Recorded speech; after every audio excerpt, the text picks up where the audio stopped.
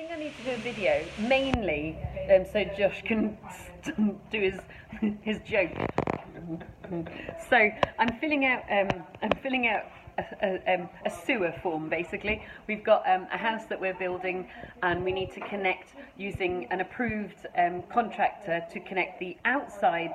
That's basically from the drainage side into the boundary of the property, and then our contractor does the boundary of the property to the boundary. Do you see what I mean? So let me explain that again.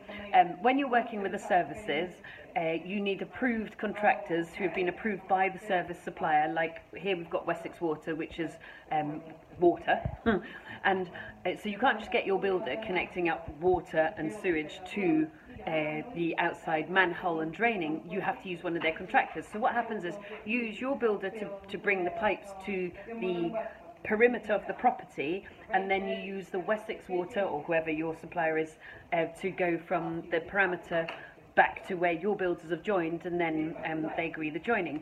So I'm just filling out paperwork, and Josh said, "What a crap job." It's bad, isn't it? We do this all day long.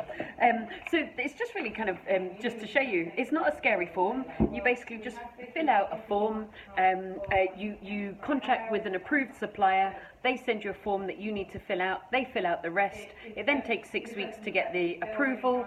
Once they've got the license, they then do the work.